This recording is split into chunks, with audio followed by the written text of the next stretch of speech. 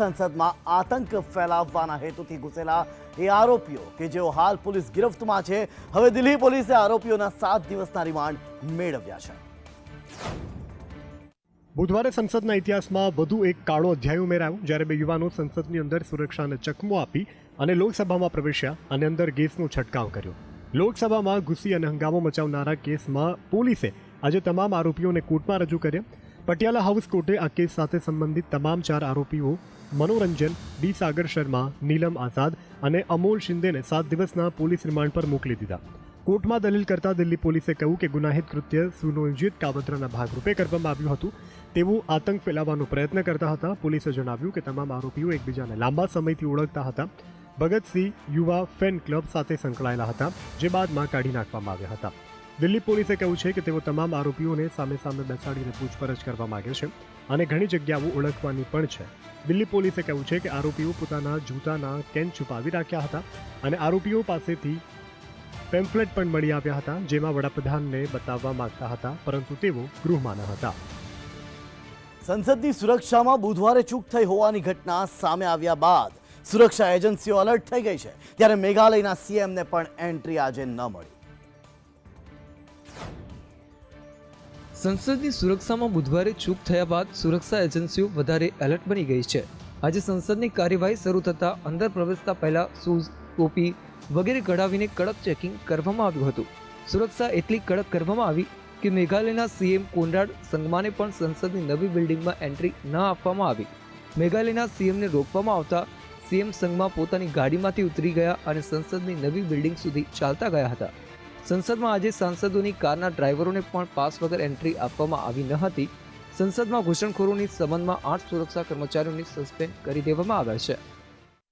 સત્રના 9મા દિવસે કાર્યવાહી શરૂ થતાની સાથે જ વિપક્ષના સાંસદોએ સંસદની સુરક્ષામાં ચૂક મામલે હોબાળો મચાવ્યો અને કોંગ્રેસના 9 સહિત 15 સાંસદો ગૃહમાં સસ્પેન્ડ થયા.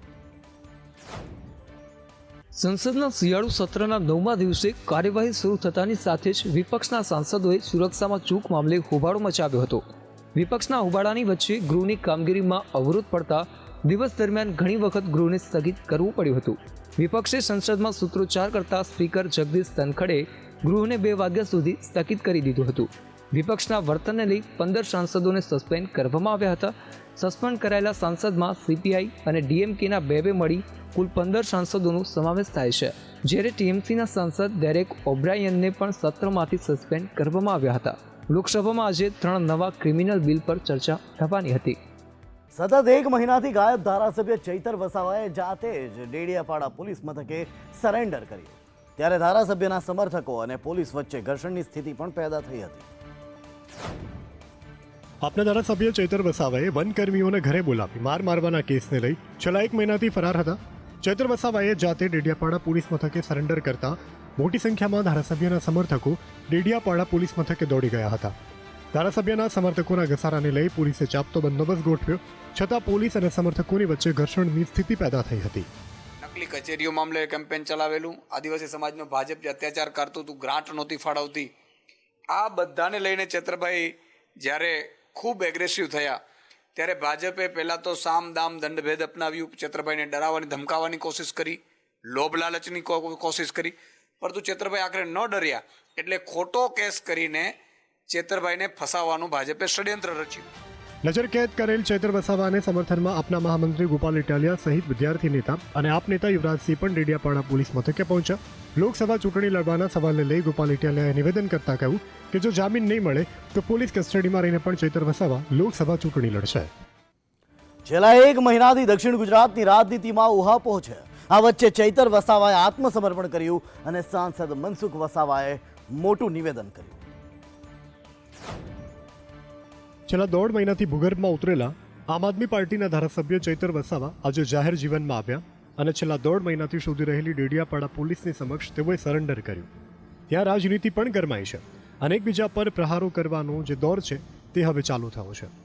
ભરૂચ ભાજપના સાંસદ મનસુખ વસાવાએ આગાહી કરી દીધી. તેઓ જણાવ્યું કે ચૈતર વસાવા ગમે તેટલા ફાફા મારે અને ગમે તેટલી તેની પાર્ટીને જીતાડવાના તે દાવા કરે, પરંતુ તે અહીં જીતશે નહીં. ફક્ત ને ફક્ત ભાજપ અહીંથી જીતશે. આપને જણાવી દઈએ કે ચૈતર વસાવા જ્યારે પોલીસ સમક્ષ હાજર થયા ત્યારે આમ આદમી પાર્ટીના કાર્યકર્તાઓ અને જનતાઓએ કહ્યું કે ચૈતરભાઈ લોકસભાની ચૂંટણી લડશે અને જીતશે અને સાંસદ બનશે. આ વાતના ઉત્તરમાં મનસુખ વસાવાએ નિવેદન કર્યું. સાથે મનસુખ વસાવાએ એમ પણ કહ્યું છે કે મને પાર્ટી ટિકિટ 7મી વખત આપશે અને હું જીતીશ. હવે પોતાના આ દાવા પર મનસુખભાઈને પાર્ટી ટિકિટ આપશે કે કેમ તે જોવું રહેશે. ડુંગળીની નિકાસબંધી થતાં ખેડૂતો રસ્તા ઉપર ઉતર્યા છે, ત્યારે સરકારના પ્રવક્તાએ ખેડૂતોની રજૂઆતના આધારે વહારે આવવાનું નિવેદન કર્યું હતું. કેન્દ્ર સરકારે ડુંગળી નિકાસ બંધ કરતા રાજ્યભરના માર્કેટિંગ યાર્ડમાં હરાજી બંધ થઈ છે. ભાવનગર મહુવા હાઈવે ચક્કાજામ કરી ખેડૂતોએ વિરોધ નોંધાવતા તંત્ર દોડતું થયું. બીજી તરફ રાજકીય નેતાઓએ પણ ડુંગળીની નિકાસને લઈને રાજનીતિ શરૂ કરી. ઋષિકેશ પટેલે આટલા વિરોધ બાદ પણ એવું નિવેદન કર્યું કે ડુંગળીવાળા વિષયમાં રાજ્ય સરકાર હોય કે કેન્દ્ર સરકાર વખતો વખત જ્યારે પણ અવાજ ઉઠતો હોય, ભાવ વધી જાય તો પણ અવાજ ઉઠતો હોય, અને ખેડૂતોનું નુકસાન થતું હોય તો પણ અવાજ ઉઠતો હોય. એટલે બેલેન્સ રસ્તો અહીંયાથી આદરણીય અમારા કૃષિ મંત્રીશ્રીએ પણ સ્ટેટમેન્ટ આપેલું છે, એમને પણ કહ્યું છે, રજૂઆત કરેલી છે. એટલે કંઈક હોપ સો. બીજી તરફ કિસાન કોંગ્રેસના પાલ આંબલિયાએ સરકાર પર પ્રહાર કરતા કહેવું છે કે સરકારના ચાવવાના અને બતાવવાના દાંત અલગ અલગ છે. ખેડૂતોની આવક ડબલ તો ન થઈ, પરંતુ અડધી થઈ હોવાનું સરકાર પર આકરા પ્રહાર કર્યા. રાજ્યના પોલીસ કર્મચારીઓને લઈને મહત્વના સમાચાર. હાઈકોર્ટમાં પોલીસ ભરતીની માહિતી આપવા સરકારને આદેશ કરવામાં આવ્યા છે. રાજ્યમાં છેલ્લા કેટલાય સમયથી અનેક સરકારી જગ્યાઓ ખાલી છે અને તે જગ્યાઓ માટે યોજાવાની પરીક્ષાઓ પણ કેટલાય કારણોસર મોકૂફ થઈ અથવા તો સંચાલનનો અભાવ અને યોગ્ય વ્યવસ્થા ન હોવાથી એ પરીક્ષાઓ ખોરંભે ચડી છે. આ વાતને લઈ અનેક વખત વિપક્ષે પણ સરકારને ટકોર કરી છે, તેને ઘેરવાના પ્રયત્નો પણ કર્યા, પરંતુ નિરાકરણ ન આવતા આખરે ગુજરાત હાઈકોર્ટે આ અંગે સરકારને જવાબ આપવા જણાવ્યું છે. કોર્ટે સરકારને પોલીસ ભરતીની માહિતી આપવા આદેશ કર્યો છે. કોર્ટે વર્ષ 2023ની સ્થિતિ મુજબ ખાલી જગ્યાઓ ભરવા માટેના પણ આદેશ કર્યા છે. આ સાથે કેટલા પોલીસ કર્મીઓની ભરતી કરી, બાકી જગ્યાઓ કેટલી છે, ભરતી બહાર પડી છે તો તે વિગત આપવા કોર્ટે સરકાર પાસેથી વિગતો માંગી છે. પોલીસ કર્મીઓ મુદ્દે વિગતવાર રિપોર્ટ રજૂ કરવા આદેશ કરવામાં આવ્યો છે. હવે સરકાર રિપોર્ટ સોંપે અને ત્યારબાદ કઈ વિગતો સામે આવે છે તે જોવું રહ્યું. દુબઈ સિંગાપોર જેવું બનશે ગુજરાત. જાણો કયા વિસ્તારમાં અપાઈ 7 ગગનચુંબી ઇમારતોને મંજૂરી. રાજ્યમાં ગગનચુંબી ઇમારતોને મંજૂરી આપવામાં આવી છે. ગુજરાતમાં અત્યારે 100 મીટરથી વધુ હાઇટ ધરાવતા 15 ટોલ આઇકોનિક બિલ્ડિંગમાં વધુ 7 ગગનચુંબી ઇમારતોને ઉમેરવામાં આવશે. આ 7 પૈકી 5 નવા ટોલ બિલ્ડિંગ અમદાવાદ મ્યુનિસિપલ કોર્પોરેશનની હદમાં, એક ઓરડા વિસ્તારમાં અને ગાંધીનગર મ્યુનિસિપલ કોર્પોરેશનની હદમાં સ્થાપવામાં આવશે. અંદાજે ₹4,038 કરોડના રોકાણથી નિર્માણ પામનારા આ નવા ટોલ બિલ્ડિંગ માટે શહેરી વિકાસ વિભાગે સત્તાવાર મંજૂરી આપી દીધી છે. આ અંગે 15 ડિસેમ્બરે 10મી વાઇબ્રન્ટ સમિટના પૂર્વધામાં યોજાનારા શહેરી વિકાસ વિભાગના સેમિનારમાં નવા બિલ્ડિંગમાં પ્રમોટરોની સાથે ઔપચારિક MOU કરવામાં આવશે.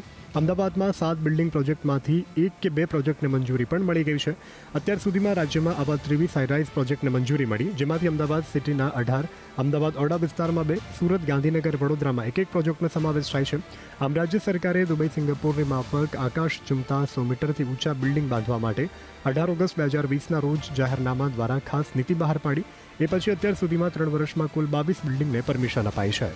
મથુરાની શ્રી કૃષ્ણ જન્મભૂમિ શાહી ઈદગાહના વિવાદાસ્પદ પરિસરનો સર્વે કરવા માટે અલ્હાબાદ હાઈકોર્ટે હિન્દુ પક્ષની અરજીનો સ્વીકાર કર્યો અને સર્વે કરવાની મંજૂરી આપી. અલ્હાબાદ હાઈકોર્ટે મથુરાની શ્રી કૃષ્ણ જન્મભૂમિ શાહી ઈદગાહના વિવાદાસ્પદ પરિસરનો સર્વે કરવા માટે મંજૂરી આપવાની સાથે કમિશનરની નિમણૂક કરવાના આદેશો કર્યા હતા. અલ્હાબાદ હાઈકોર્ટના જસ્ટિસ મયંક કુમાર જૈનની સિંગલ બેન્ચે આ ચુકાદો આપી વકફ બોર્ડની દલીલોને ફગાવી દીધી હતી. એક પક્ષે મંદિરના પૌરાણિક પાસાને ધ્યાનમાં રાખી દરખાસ્ત કરી કે ભગવાન શ્રી કૃષ્ણના પૌત્રે મથુરા મંદિરનું નિર્માણ કરાવ્યું હતું. મંદિર માટે જમીન દાનમાં આપી હતી, તેથી જમીનની માલિકી અંગે કોઈ વિવાદ નથી. રેવન્યુ રેકોર્ડમાં જમીન હજુ પણ કેશવદેવના નામે નોંધાયેલી છે. બીજી તરફ વકફ બોર્ડના વકીલે કોર્ટમાં વાંધો નોંધાવ્યો હતો. મુસ્લિમ પક્ષકારોએ કહ્યું હતું કે આ અરજી સાંભળવા યોગ્ય નથી અને ફગાવી દેવી જોઈએ, જે કોર્ટે સ્વીકારી ન હતી. રામ મંદિર પહેલા એક પ્રાચીન મંદિરની ભેટ આપશે વડાપ્રધાન નરેન્દ્ર મોદી દેશને. કયું છે આ મંદિર અને ક્યાં આવેલું છે આ મંદિર? જોઈએ આ રિપોર્ટમાં. અયોધ્યાના રામ મંદિર પહેલા કાશીમાં સ્વર્ભેદ મહામંદિર ધામ તૈયાર છે. વડાપ્રધાન નરેન્દ્ર મોદી 18 ડિસેમ્બરે તેનું ઉદ્ઘાટન કરશે. આ મંદિર માત્ર ખૂબ જ ભવ્ય નથી, પરંતુ તેમાં એકસાથે 20,000 લોકો ધ્યાન કરી શકશે. આ મંદિર વારાણસીના ચૌબેપુર પોલીસ સ્ટેશન વિસ્તારના ઉમરાહાનમાં છે. કાશીમાં સ્વર્વેદ મંદિર તૈયાર છે, જેનું ઉદ્ઘાટન 18 ડિસેમ્બરે પીએમ નરેન્દ્ર મોદી કરશે. મળતી માહિતી મુજબ આ મંદિરની ટોચ પર 9 અષ્ટકમળ સ્થાપિત થયા છે. આ સિવાયની તેની આસપાસ 101 ફુવારા છે, જે તેની સુંદરતામાં વધારો કરે છે. આ મંદિર દેશના સૌથી મોટા ધ્યાન કેન્દ્રોમાંનું એક હશે. સ્વર્વેદ મંદિરના નિર્માણમાં ગુલાબી રેતીના પથ્થર ઉપરાંત મકરાણા માર્બલ અને રાજસ્થાની ગ્રેનાઇટનો ઉપયોગ કરવામાં આવ્યો છે. આ સિવાય તેની બારીઓમાં સાગનું લાકડું લગાવવામાં આવ્યું છે, જે તેને વધુ સુંદર બનાવે છે. આ પ્રાચીન મંદિરનું ઉદ્ઘાટન મોદી કરશે. મહારાષ્ટ્રના નાયબ મુખ્યમંત્રી અજીત પવારે કહ્યું કે જૂની પેન્શન સ્કીમ પર નિર્ણય માટે વિચારણાઓ ચાલી રહી છે. મહારાષ્ટ્રના ડેપ્યુટી સીએમ અજીત પવારે કહ્યું કે વરિષ્ઠ સરકારી અધિકારીઓ, કર્મચારીઓ, નેતાઓ સાથે જૂની પેન્શન યોજના અંગે ચર્ચા કરશે. કર્મચારીઓને ખાતરી આપી છે કે આગામી બજેટ સત્ર પહેલા આ અંગે નિર્ણય લેવામાં આવશે. મહારાષ્ટ્ર વિધાનસભાનું બજેટ સત્ર સામાન્ય રીતે દર વર્ષે ફેબ્રુઆરી-માર્ચમાં થતું હોય છે. નાગપુરમાં વિધાન ભવન સંકુલમાં પત્રકારો સાથે વાત કરતા પવારે ઓપીએસની માંગણી કરતા સરકારી કર્મચારીઓના પ્રતિનિધિઓ સાથે કરેલી વાતચીતમાં માહિતી આપી હતી. તેમણે કહ્યું કે સરકારને આ માંગ પર વિચાર કરવા માટે રચાયેલી સમિતિનો રિપોર્ટ મળ્યો છે. મહારાષ્ટ્રમાં ઘણા સરકારી અને અર્ધ સરકારી કર્મચારીઓ ઓપીએસને પુનઃસ્થાપિત કરવાની માંગ કરી રહ્યા છે, જે રાજ્યમાં 2005માં બંધ કરવામાં આવી હતી. ઓપીએસ હેઠળ સરકારી કર્મચારીઓને તેના છેલ્લા પગારના 50% જેટલું માસિક પેન્શન મળતું હોય છે. મહત્વનું છે કે એક તરફ લોકસભાની ચૂંટણીઓ ખૂબ નજીક આવી રહી છે. આ પહેલાં જ મહારાષ્ટ્ર સરકારે લોકોને રીઝવવાના પ્રયત્નો કરી દીધા છે. હવે જોવાનું એ રહ્યું કે શું સાચે જ કર્મચારીઓને મળતા પેન્શન મળશે કે કેમ. વર્લ્ડ કપમાં સૌથી વધુ વિકેટ લેનાર ભારતના ફાસ્ટ બોલર મોહમ્મદ શામીએ 2023 વર્લ્ડ કપમાં જાહેરમાં પ્રણામ કરવાની થયેલી કોન્ટ્રોવર્સીમાં પોતાની ચુપ્પી તોડી. વર્લ્ડ કપ 2023માં સૌથી વધુ વિકેટ લેનાર ભારતીય ફાસ્ટ બોલર મોહમ્મદ શમીએ જાહેરમાં પ્રણામ કરવાની કોન્ટ્રોવર્સીને લઈ પોતાનું મૌન તોડ્યું છે. મોહમ્મદ શમીએ પોતાના નિવેદનમાં કહ્યું કે ભારતમાં જાહેરમાં પ્રણામ કરવા માંગતા હોય તો તે કોઈ પણ જગ્યાએ કરી શકે છે, તેને તેમ કરતાં કોઈ રોકી શકતું નથી. મોહમ્મદ શમીએ પ્રેસ કોન્ફરન્સમાં મીડિયાકર્મીએ પૂછેલા સવાલના જવાબમાં પોતાનો વિચાર વ્યક્ત કરતા પોતાનું મૌન તોડ્યું હતું. વર્લ્ડ કપમાં ભારત શ્રીલંકા વચ્ચેની રમાઈ રહેલ મેચ દરમિયાન શમીએ 5 વિકેટ લેતા થોડા સમય માટે તેણે ઘૂંટણીએ બેસી ગયો હતો, જે બાદ સોશિયલ મીડિયા પર પાકિસ્તાનના યુઝર્સે ટ્રોલ કરતા કહ્યું કે ભારતમાં શમી જાહેરમાં પ્રણામ કરવા માંગતો હતો, પરંતુ ડરના કારણે કરી શક્યો ન હતો. શમીએ પોતાનું મૌન તોડી પોતાનો ભારત પ્રત્યેનો પ્રેમ દર્શાવતા પાકિસ્તાનના યુઝર્સને બોલતી બંધ થઈ ગઈ હતી.